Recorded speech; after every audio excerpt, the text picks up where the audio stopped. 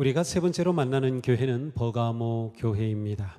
오늘과 또 다음 주까지 이어서 우리 버가모 교회에 관한 말씀을 보게 되겠습니다. 버가모는 서머나 북쪽으로 약 90km쯤 떨어져 있는 곳에 있습니다. 버가모를 찾는 여행객이라면 버가모에 얼마나 신전이 많은지, 얼마나 제단이 많은지 감탄할 것입니다. 평지위로 300m쯤 솟은 언덕을 버가모 아크로폴리스가 빙 둘러싸고 있으며 정상 근처에는 제우스 제단이 있습니다. 제우스 제단은 유메네스 2세가 갈리아족을 무찌른 부친의 승리를 기념하여 세운 것입니다. 또한 이 제단에서 얼마 떨어지지 않은 곳에는 우아한 아테네 신전이 있었습니다. 버가모는 로마 시대의 도시들 중에서 발굴이 가장 잘 된 도시 중에 하나로 꼽힙니다. 10만 명을 수용했던 가파른 원형 극장도 있고요. 20만 권의 두루마리를 소장하였던 버가모 도서관도 있었습니다. 주전 200년경 이 지역은 버가모 왕국이었는데 아탈루스 왕이 로마 제국과 평화 조약을 맺고 우리는 완전히 로마 제국 아래에 있겠습니다 하고서 이 버가모 왕국은 평화를 유지하고 또 그 왕국도 유지했습니다. 그런데 이 아탈루스 왕의 손자인 아탈루스 3세가 후손이 없이 죽게 되면서 버가모 왕국은 자연스럽게 로마에 귀속되고 말았습니다. 버가모 교회에 말씀하시는 주님은 날카로운 양날 칼을 가지신 분입니다. 칼은 전쟁터에서 적을 무찌르는 무기입니다. 오늘 본문에서도 마지막에 이 칼로 적을 향해 찌르는 말씀을 하고 있죠. 또한 수술 시에 몸을 예리하게 가르고 악성 종양을 제거하는 데 사용합니다. 주님께서 양날 칼을 가지고 계시다라고 하는 것은 버가모 교회에 주님께서 잘라버려야 할 것이 있다는 뜻입니다. 또한 그들 가운데는 사탄과 이교적 가르침과 거짓 지도자들이 있어서 그들을 물리쳐야 하는 그들의 대적이 있었다고 하는 것을 보여줍니다. 양날칼을 가지신 주님은 버가모 교회에 말씀하십니다. 내가 어디 사는 것을 내가 안다. 내가 어디 사는 것을 내가 안다.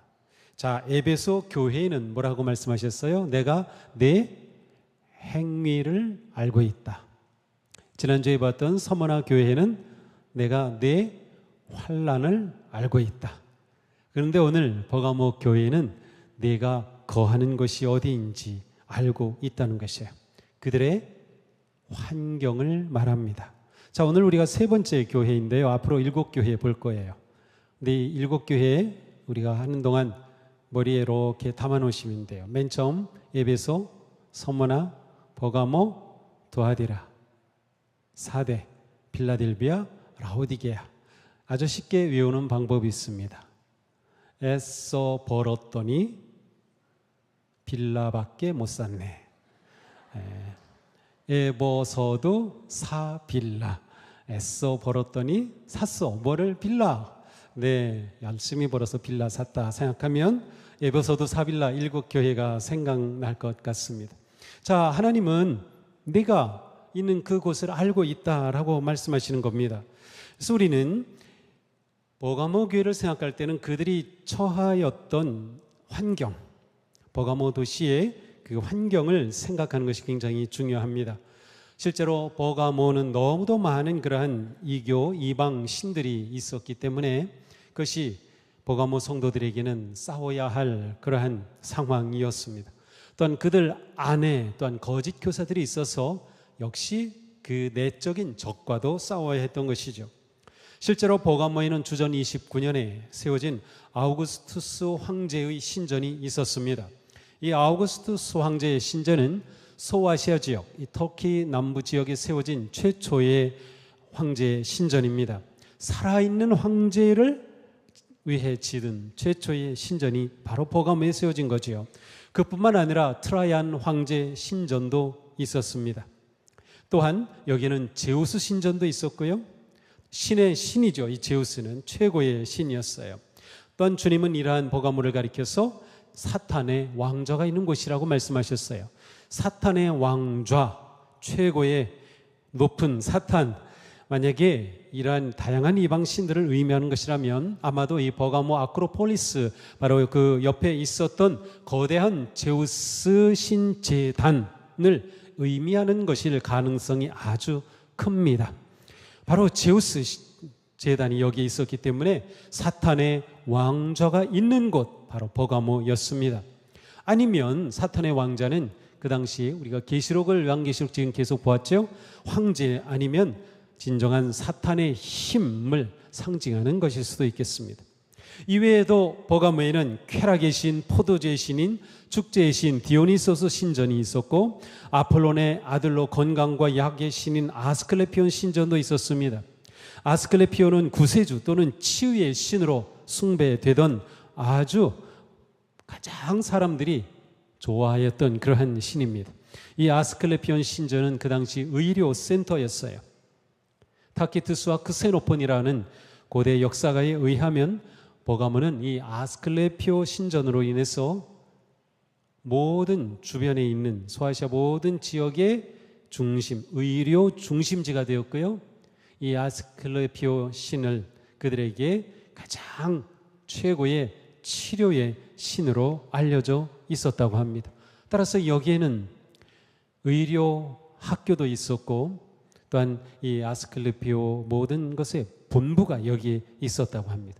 그런데 이 아스클레피오 신전에서 일어나는 그러한 치유 행위는 굉장히 다양하고 아주 특이한 것들도 있었어요. 물을 사용하고 흙을 사용했고, 스포츠를 사용하기도 했고요, 연극을 사용하기도 했습니다. 아주 특이한 것은 밤에 환자들을 방에다 데려다 놓고 그곳에 뱀을 집어넣는 거예요. 그래서 뱀이 사람들 위로 막 이렇게 다니게 하는 치유 방법도 있었다고 해요. 저 기둥은 다시 보여주세요. 아스클레피오 신전 저 뒤에 보이죠? 그리고 그 앞에 있는 기둥인데요. 저희 가만히 들여다보면 뱀 모양이 보이죠? 네, 이 당시에는 뱀이 치유, 회복의 상징이었어요. 왜냐하면 뱀이 이렇게 허물을 벗잖아요. 그래서 완전히 새로 태어나는 그런 영물이라고 생각했기 때문에 뱀은 항상 치유와 연결이 되어 있어요. 그래서 근래까지도 병원 아니면 약국에 뱀 모양의 저 모양이 있었어요. 옛날에는 우리나라에도 다 저렇게 병원에 있었었는데 요즘은 거의 보이지 않죠.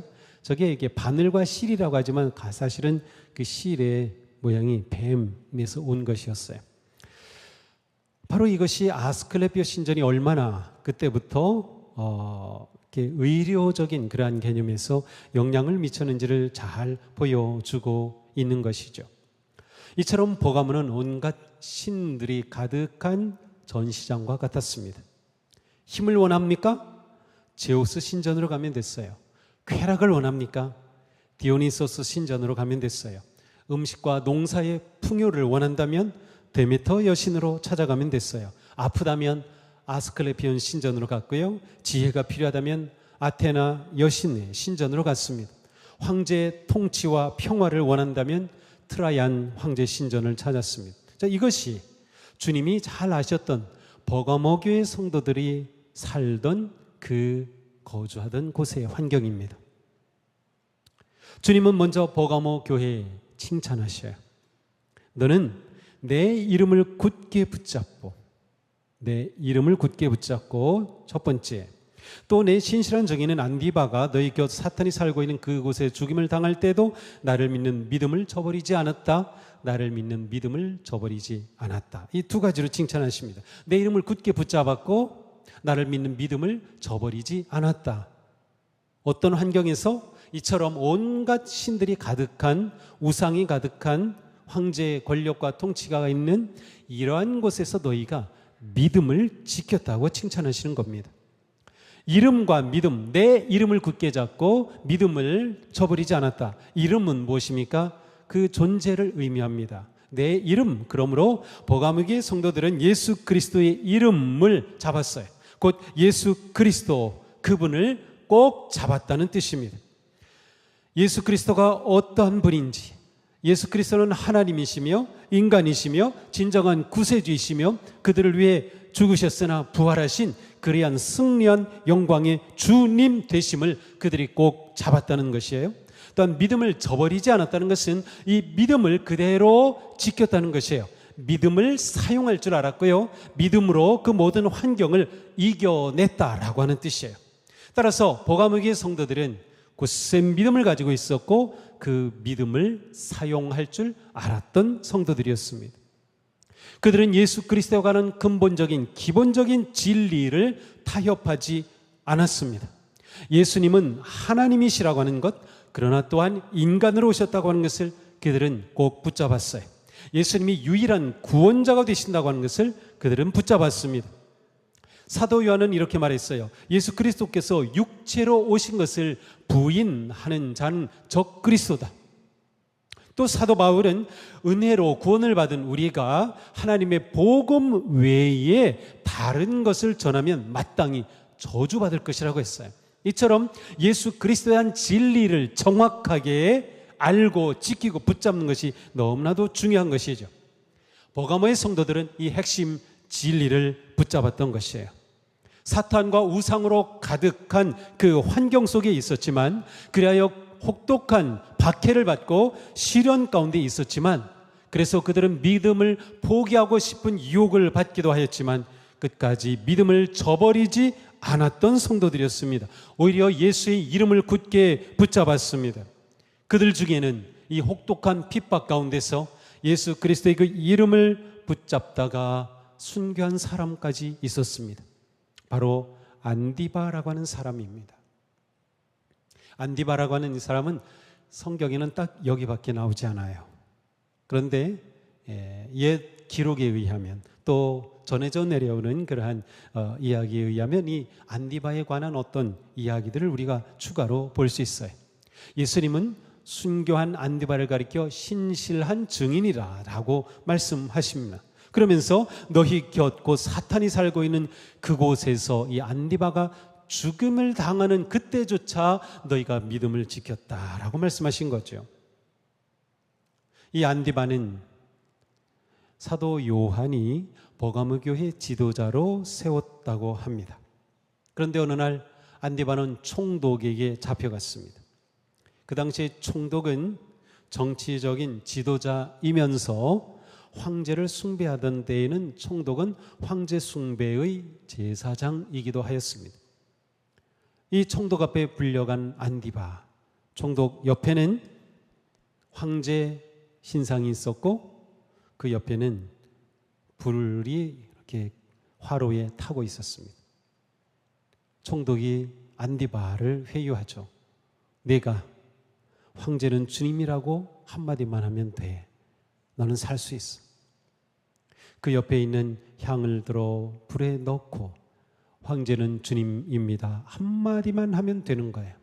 그러나 안디바는 거절하였습니다. 안디바는 예수의 이름을 붙잡았습니다. 안디바는 예수님이 오직 주님이셨어요. 그 이름을, 예수는 주님이다 라고 하는 그 이름을 황제에게 주기를 거절하였던 것이죠. 자, 이 안디바는 어떤 믿음으로 이렇게 세워졌을까요? 초대교회 성도들은 한결같이 세례를 받기 위해서는 예수는 주님이시다라고 하는 가장 중요한 고백을 해야 했습니다. 그러므로 안디바는 세례를 받을 때 예수는 내 주님이십니다 라고 고백을 했을 겁니다. 그리고 예수 그분이야말로 하나님께서 모든 권세와 능력을 주셔서 이제는 하나님 우편에 앉아 계셔서 온 세상을 다스리시는 모든 이름 위에 뛰어나신 진정한 주님 되심을 확신하였을 것입니다. 사도 바울은 성령을 힘입지 않고서는 아무도 예수는 주님이시다 하고 말할 수 없습니다 라고 했어요.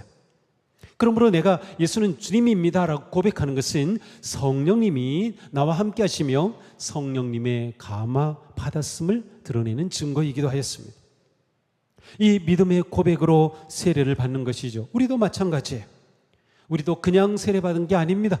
예수는 주님이시라고 우리는 고백했기 때문이에요. 안디바는 그 은혜로 견고히 있어서 예수 이름을 굳게 붙잡고 그분을 믿는 그 믿음을 저버리지 않았습니다. 안디바의 주님은 황제가 아니라 바로 예수님이었기 때문이에요. 채찍질과 검과 화형, 기둥과 사자들을 불러온다 하도 그 믿음은 흔들리지 않았습니다. 역사적 기록에 의하면 안디바는 92년에 순교했다고 기록되어 있습니다. 자, 우리에게 예수님은 주님이시다 라고 하는 이 고백이 얼마나 귀하고 중요한지 모릅니다. 우리는 이 고백을 위해 목숨 걸 수 있습니까? 예수님은 내 주님이십니다. 좀 과격하게 표현하면 예수님은 내 주인이시고 나는 주인 대신 예수님의 노예와 같습니다 라는 뜻이에요.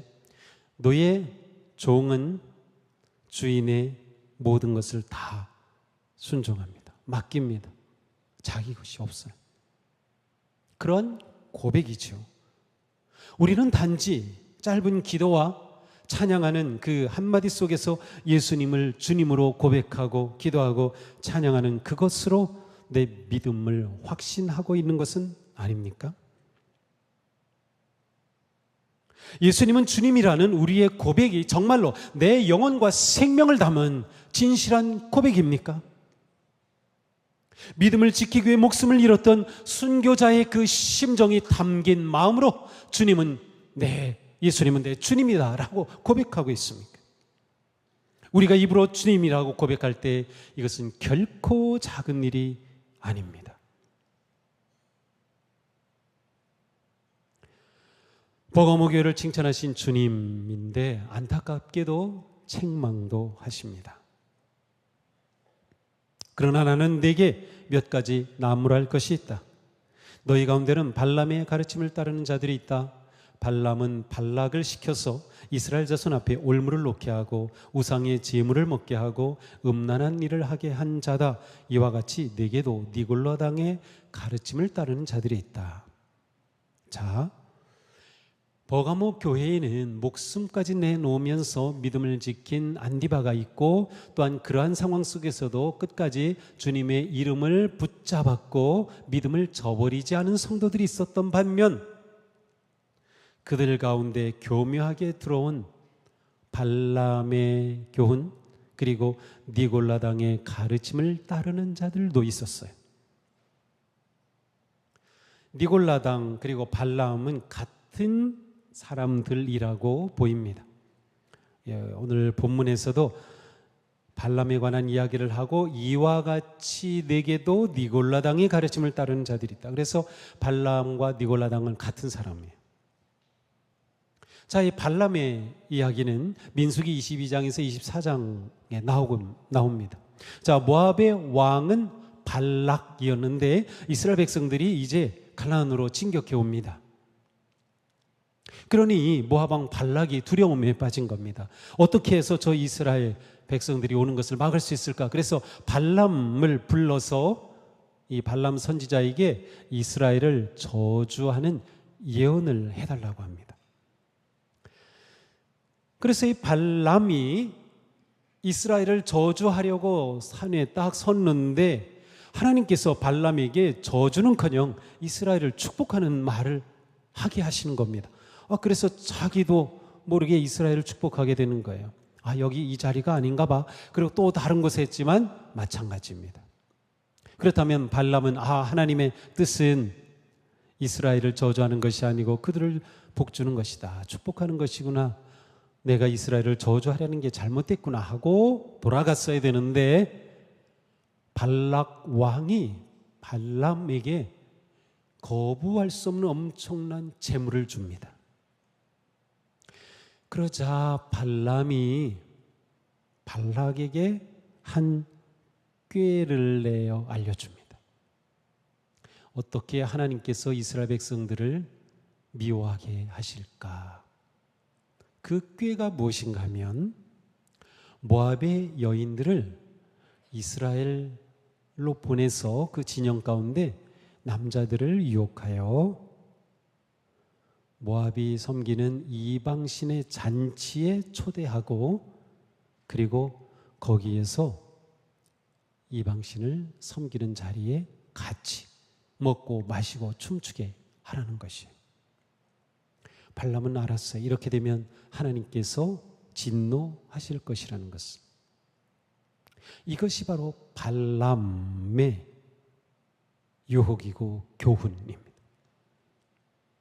자, 버가모 교회는 이러한 발람과 곧 니골라당이 들어와서 그들을 거짓 길로 이끌었어요.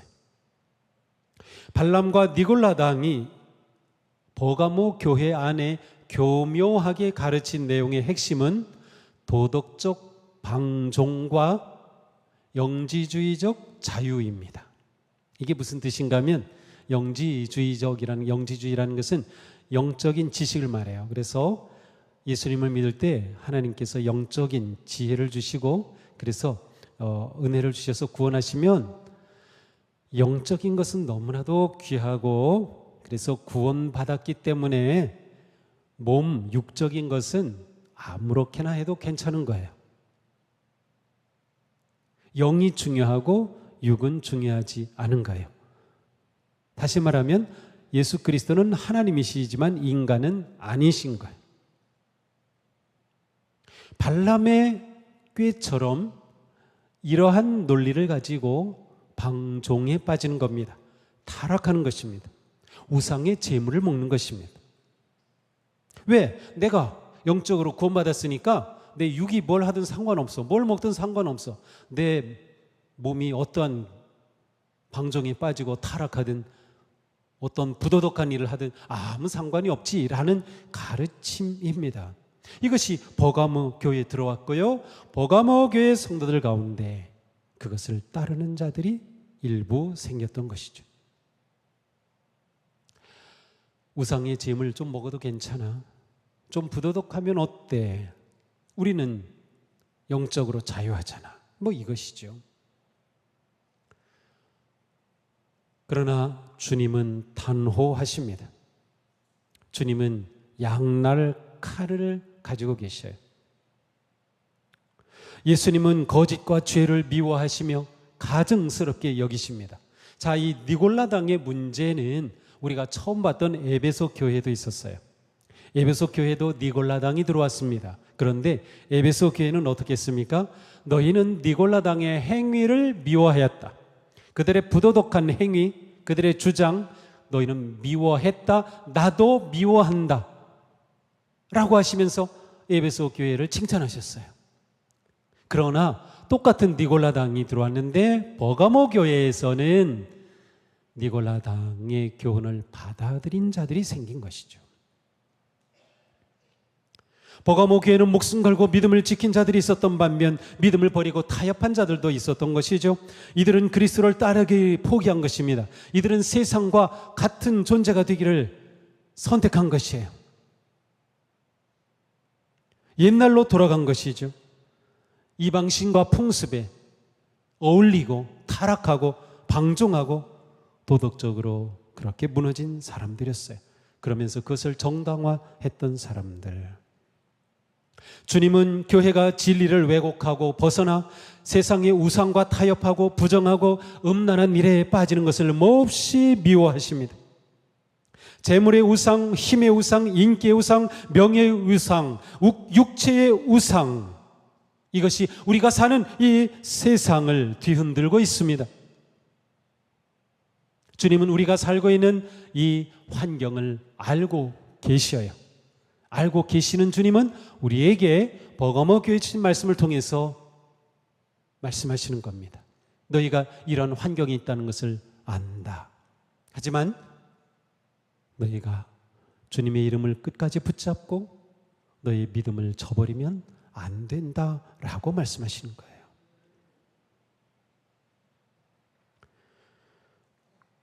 이 시대에도 어떤 그리스도인들은 이러한 환경 속에서 타협합니다. 진리를 왜곡합니다. 우리도 자칫하다가 자신을 이 세상의 틀에 끼워 맞추게 됩니다. 자기 멋대로 편리한 대로 복음을 변질시키기 쉽습니다. 우리는 이러한 세상 속에서 이 세상에 물든 교회가 되지 않기 위해 깨어 있어야 합니다. 세상을 닮으려 하고 세상을 따라하려 하는 교회는 이 세상에 존재할 가치와 이유가 없습니다.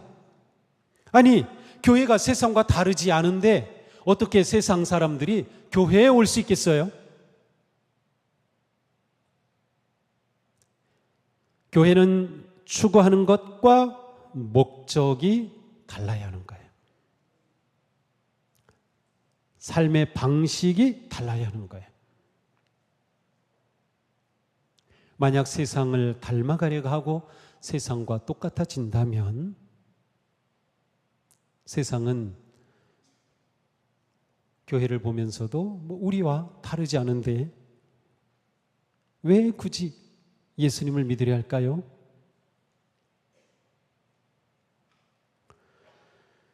교회가 세상과 다르지 않으면서 우리가 어떻게 복음을 전하겠습니까? 주님은 세상에 물든 교회를 심히 걱정하십니다.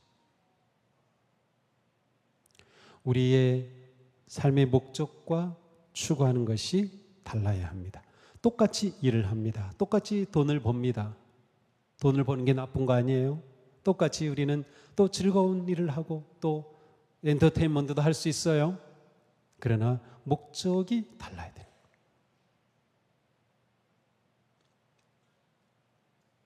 우리에게 예수 그리스도 그 십자가 그 놀라운 구원의 칼라가 분명해야 하는 것이죠. 우리는 버가모 교회와 같은 위기에 처해 있습니다. 세상과 구별되지 못하고 오히려 세상 속으로 동화되는 성도들, 압박을 이기지 못하고 믿음을 조금씩 포기하는 성도들, 두 세계의 양다리를 걸치는 유혹과 위협을 받고 있습니다. 과연 우리는 이러한 세상에서 동화되지 않고 오직 그리스도만을 신뢰하며 그리스도의 색깔을 선명하게 드러내며 선포하는 삶을 살고 있습니까?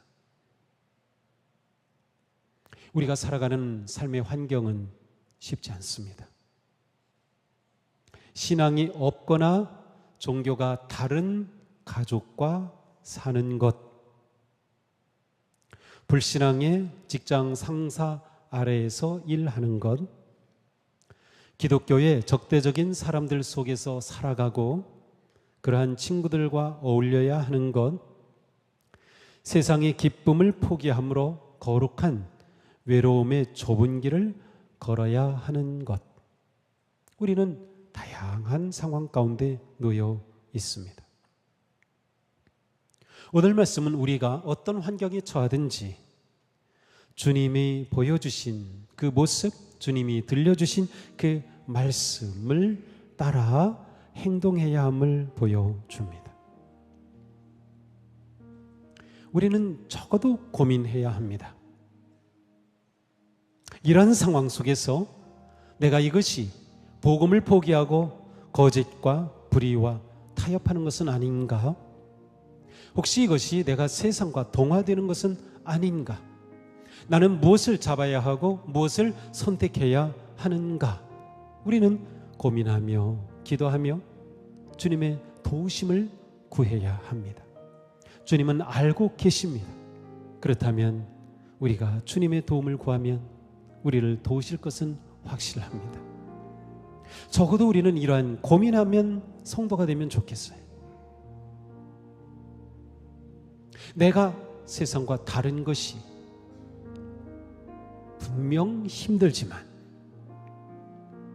그러나 그것은 내가 놓지 말아야 할 그리스도의 이름이고 믿음인 것을 확신해야 하는 것이죠.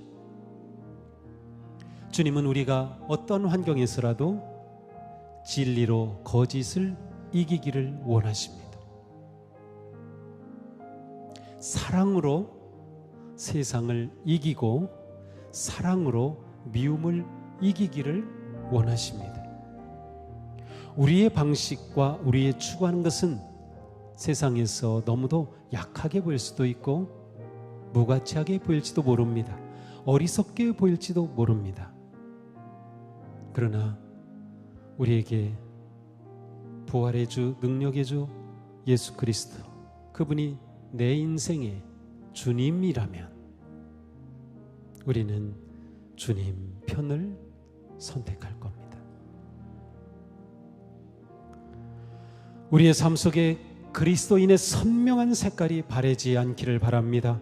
어떤 상황에서도 흔들림 없이 복음의 빛을 비추며 진리의 길을 걸으며 소금의 맛을 지니고 믿음의 순례길을 완주하는 복된 승리의 성도들, 복된 승리의 교회가 될 수 있기를 주님의 이름으로 축복합니다.